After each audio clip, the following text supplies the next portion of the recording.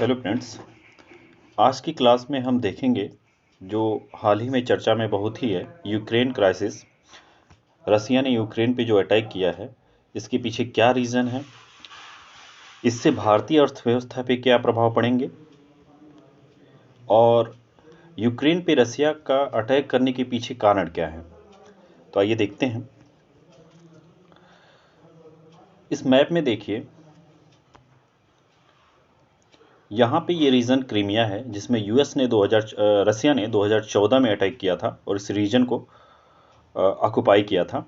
अब इस समय वो डॉनबॉस रीजन जो यहाँ पे है, इस एरिया पे अटैक किए हुए हैं और इसके पीछे रीज़न है उनका कि यूक्रेन जो नाटो फोर्सेस को अपने यहाँ रख रहा है, मतलब अपने यहाँ साइन करने के बाद, नाटो ट्रीटी पे साइन करने के बाद यूक्रेन में नाटो फोर्सेस के आ जाएंगे और जिसकी वजह से रसिया के लिए एक सिक्योरिटी थ्रेट बन जाएगा।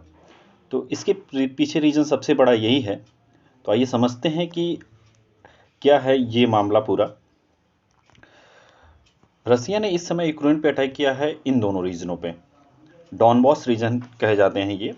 इससे पहले रसिया ने 2014 में क्रीमिया को हथिया लिया था पूरी तरह से। उस समय भी डॉनबॉस रीजन पे अटैक किया गया था, लेकिन उस समय रसिया ने ये छोड़ दिया कि इस समय ये इंपॉर्टेंट नहीं है, आगे इसके बारे में देखा जाएगा। रीजन इसके पीछे है कि नाटो फोर्सेस जो यूक्रेन में आएंगी, जिससे रसिया के लिए थ्रेट हो जाएगा। तो आइए कुछ इसकी हिस्ट्री को समझते हैं कि इसकी हिस्ट्री क्या है। रसिया जो पहले यूएसएसआर था और 1991 में जब इसका विभाजन हो गया, उससे पहले क्या सीन थी? उससे पहले ये था कि ये सारे देश जो थे वो रसिया के भाग थे। ये सारी जितनी कंट्री आपको दिख रही हैं, ये सारे रसिया के भाग थे। 1991 में जब डिवाइड हुआ यूएसएसआर का, तो ये सारी कंट्री अलग हो गए। उस समय यूक्रेन ने ये कहा कि हम न्यूक्लियर वेपन्स क्या करेंगे, इसलिए उन्होंने न्यूक्लियर वेपन्स को रसिया को दे दिया, क्योंकि वो चाहते थे कि पीसफुल कंट्री हैं हम, तो हमें न्यूक्लियर वेपन की ज़रूरत क्या पड़ेगी। और आज जब नाटो फोर्सेस यूक्रेन में आएंगी, तो ज़रूर सी बात है कि वो न्यूक्लियर वेपन्स भी लेके आएंगे, रसिया के लिए सिक्योरिटी थ्रेट बढ़ेगा। और इसी के रीज़न बिहाइंड ही वो अटैक कर रहा है। अटैक भी वो दो तरफ से कर रहा है। एक जो अटैक हो रहे हैं, रसिया की मिलिट्री जो कर रही है वो यूक्रेन के इन दोनों रीजनों पे कर रही है, और एक अटैक ब्लैक सी के थ्रू भी यूक्रेन पे अटैक किया जा रहा है। तो रीजन है इसके पीछे, जो उनका पर्पज है कि किसी तरह यूक्रेन को पूरा हथिया लेना है, ताकि भविष्य में अगर यूक्रेन जो यूरोप का दूसरा सबसे बड़ा देश है, जिसे भविष्य में वो उसके संविधान को भी बदल सकते हैं प्रेशर ग्रुप ला के। तो आइए समझते हैं इसके पीछे रीजन क्या था। 1991 में यूएसएसआर का विभाजन हुआ, तब यूक्रेन बना और इन्होंने अपने जितने एटॉमिक हथियार थे उन्होंने रसिया को दे दिए, क्योंकि रसिया उस समय एक कैपेबल कंट्री था। तो वो कहे हम पीसफुल ही रहेंगे, तो हमें न्यूक्लियर वेपन्स की ज़रूरत क्या है। उसके बाद एक ट्रीटी साइन हुई ईयू में, जो एग्रीमेंट था कि इकोनॉमिक एग्रीमेंट था कि उस समय क्या हुआ था कि 1990 में रसिया ने ये कहा था कि यूक्रेन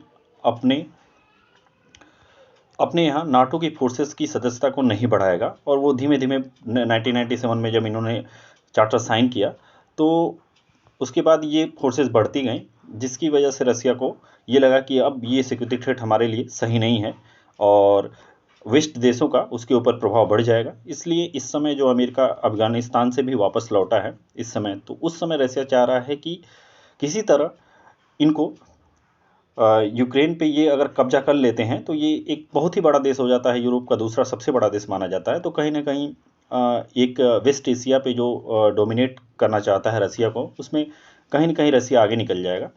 और इसके पीछे रीजन भी है। इसके पीछे रीजन है, एक यहाँ कंट्री है बेलारूस, जो रसिया के हमेशा सपोर्ट में होती है और ये वही करता है जो रसिया चाहता है। इसने भी यूक्रेन के खिलाफ फ्रंट खोल दिए हैं रसिया तो इन रीजन पे कब्जा कर ही रहा है, क्रीमिया पे पहले ही कब्जा कर चुका था, ब्लैक सी से भी वो यूक्रेन पे अटैक कर रहा है, उसकी नेवी अटैक कर रही है। तो इसके क्या प्रभाव होंगे, मतलब इसके की टू टर्म्स क्या हैं? तो की टू रसिया यूक्रेन को जो ऑटोनॉमी है यूक्रेन की वो खतरे में है इस समय। रीजन इसके पीछे है कि एक्सपेंशन नाटो का है, और घोस्ट ऑफ यूएसएसआर जो पहले एक यूएसएसआर था, यूएसएसआर का घोस्ट था, वो आज फिर वापस आ गया है और इस तरह अटैक रसिया यूक्रेन पे करता जा रहा है। तो अगर हम पहले के देखें मैप को, तो ये सारी कंट्री जो इस समय रसिया में थी, उसमें से इन सारे देशों में नाटो फोर्सेस को अपना लिया है।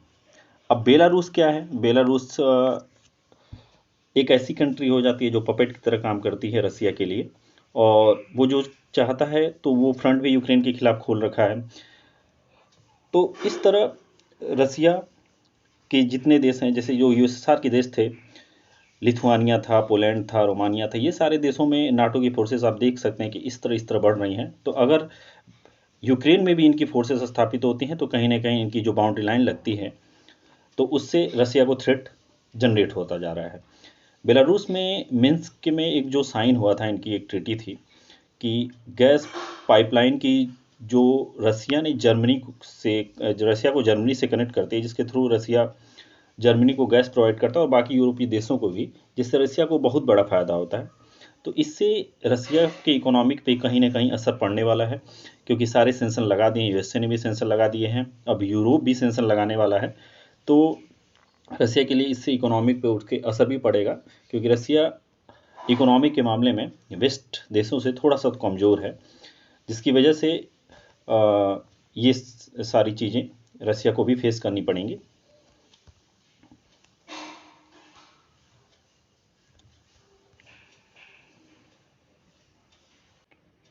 तो आइए समझते हैं कि नाटो क्या है, जिसके लिए ये सारा बवाल मचा हुआ है। तो नाटो एक नॉर्थ अटलांटिक ट्रीटी ऑर्गेनाइजेशन है, जो 28 देशों की का एक समूह है और 2 नॉर्थ अमेरिकन कंट्रीज का समूह है। 1949 में ये ट्रीटी साइन हुई थी। नाटो का पर्पज है कि जो देश इस ट्रीटी पे साइन करेगा तो उसको नाटो सिक्योरिटी प्रोवाइड कराएगा। यूक्रेन ने इसे साइन किया तो जाहिर सी बात है कि यूक्रेन में अब नाटो की फोर्सेस बढ़ेंगी, नाटो की फोर्सेस आएंगी तो वहाँ न्यूक्लियर वेपन्स भी आएंगे, न्यूक्लियर वेपन्स आएंगे तो जो न्यूक्लियर वेपन्स पहले यूक्रेन ने वापस कर दिए थे रसिया को, तो अब न्यूक्लियर वेपन्स यूक्रेन के पास होंगे, जिसकी वजह से खतरा बढ़ता जाएगा।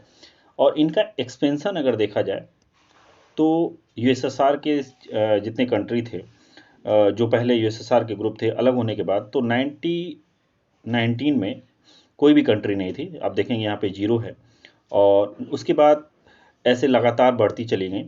और इस समय जो बेलारूस और यूक्रेन ही हैं जो उसकी बाउंड्री से टच करते हैं, और बाकी जगह उनके नाटो की फोर्सेस अवेलेबल हैं। तो अगर यूक्रेन पे भी ये नाटो की फोर्सेस आ जाती हैं तो जो रसिया के लिए एक थ्रेट बन जाता है। इसलिए रसिया ने यही एक रीज़न लिया है और यूक्रेन पर अटैक किया है, और इसके पीछे रीज़न भी है कि किसी तरह इनके दोनों पॉइंट को कब्जे में किए जाए, जो डॉनबॉस रीजन है, और एक रीज़न इसका जो क्रीमिया पहले ही ले चुके हैं ये।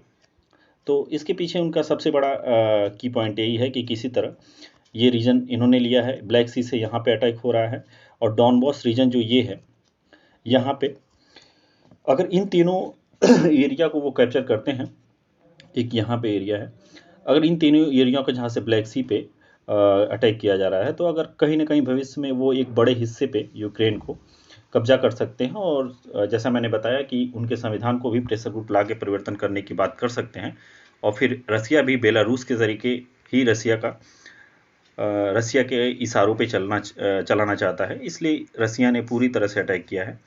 अब आइए कुछ इसके इकोनॉमिक इफेक्ट देखते हैं।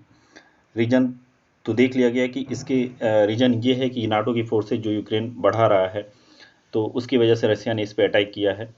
रीजन भी रसिया ने यही दिया है कि अगर यहाँ पे बढ़ते हैं तो यहाँ पे जो रशियन समुदाय है, रशियन भाषा बोलने वाले लोग हैं जो यूक्रेन में, उन पे खतरा हो सकता है। तो इसका रीज़न दे के उसने ऐसा किया है कि हाँ, अब हम ज़्यादा से ज़्यादा हिस्से पे कब्जा करेंगे। जो रशियन नेटिव लैंग्वेज बोलते हैं, आप देखेंगे यहाँ पे रीजन में कितने परसेंट, 75% इस रीजन में बोलते हैं लोग। 25 to 74% रशियन इस लैंग्वेज में बोलते हैं। तो ये सारे अगर एरिया रसिया कब्जा में लेता है तो उनके फेवर में होंगे। तो इस सारे ऑब्जेक्ट को लेके रसिया ने उस पर अटैक किया है। अब इकोनॉमिक इफेक्ट क्या पड़ेगा, तो जैसा मैंने आपको बताया कि जो रशियन की और जर्मनी के को जो गैस पाइपलाइन से गैस प्रोवाइड कराता था रसिया, जिससे रसिया को बहुत ज़्यादा कमाई होती, तो उसमें भी कमी आएगी। और कहीं ना कहीं जो सेंसन लगे हैं यूएसए पे, रसिया पे यूएसए ने जो सेंसन लगाए हैं, अब यूरोप भी लगाएगा। और नाटो क्या करता है देखने वाली बात होगी। अगर नाटो अटैक करता है तो ये एक तृतीय विश्व युद्ध के समान माना जाएगा, और अगर नहीं करता है तो फिर इसको कैसे सॉर्ट आउट किया जाएगा, ये देखने वाली बात होगी। अब इसका इफेक्ट भारत पे भी पड़ सकता है, क्योंकि भारत भी रसिया जो एक लार्जेस्ट क्रूड ऑयल प्रोड्यूसर है, और यूक्रेन के साथ भी भारत के संबंध है। भारत उससे सनफ्लावर ऑयल निर्यात करता है, कुछ टैंक्स के पार्ट्स निर्यात किए जाते हैं जो, तो उस कहीं ना कहीं भारत को एक मीडिएटर बनने की जो मिडिल फॉर्म में चलने की ज़रूरत है कि भारत कैसे इन दोनों देशों को हैंडल करे, क्योंकि युद्ध तो हो चुका है। यूएसए भी भारत अब क्या करता है कि अपने डिफेंस स्ट्रेटजी को ऐसा बढ़ाया है कि पहले जो रसिया से सारे निर्यात होते थे, अब वो आयात होते थे, वो अब सारे डिफेंस के जितने भी इंपोर्ट होते हैं वो सारे अब फ्रांस से भी हो रहे हैं, यूएसए से भी हो रहे हैं, इजराइल से भी हो रहे हैं। तो इस कंडीशन में यूक्रेन और रसिया जो दोनों भारत के पार्टनर ही हैं,